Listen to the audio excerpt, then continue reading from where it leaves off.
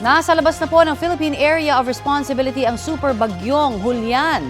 Inaabangan pa natin ang pinakabagong bulletin ng Pag-asa kaugnay po niyan. Pero base po sa 5 a.m. bulletin kanina, inalis na ang wind signal number 4 at 3 sa ilang bahagi ng Luzon.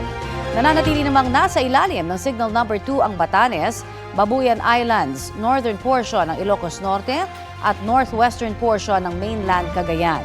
Signal number 1 naman sa nalalabing bahagi ng Ilocos Norte, buong Ilocos Sur, La Union, Pangasinan, Apayao, Kalinga, Abra, Mountain Province, Ifugao at Benguet.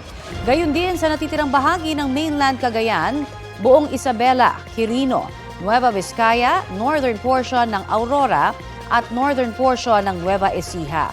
Bukod sa mga lugar na may wind signal, maalon pa rin po at delikado sa mga sasakyang pandagat ang pumalaot sa mga dagat na sakop ng Batanes, Babuyan Islands, Ilocos Norte at sa ilang baybayin ng Ilocos Sur.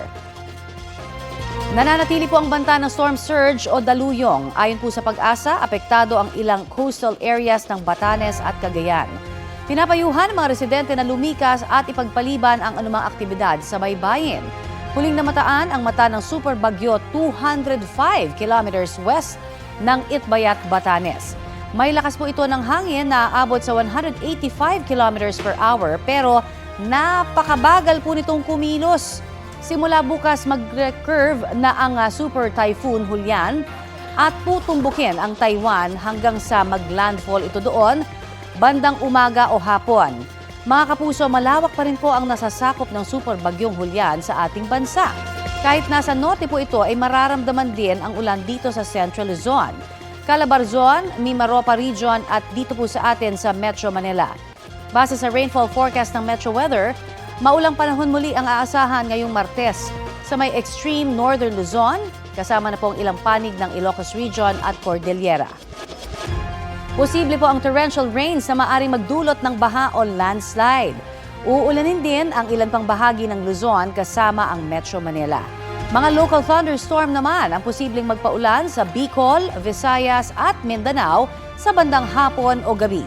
Sa gitna po ng maulang panahon, patuloy na nagpapakawala ng tubig ang Binga, Magat, Ambuklao Reservoirs. 2 gate po ang nakabukas sa Binga at tig-1 gate sa Magat at Ambuklao. Tumutok pa rin po sa Balitang Hali para sa 11 a.m. bulletin ng Pag-asa kaugnay ng Super Typhoon Julian.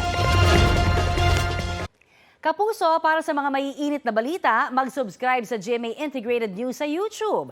Sa mga kapuso naman abroad, subaybayan nyo kami sa GMA Pinoy TV at sa www.gmanews.tv.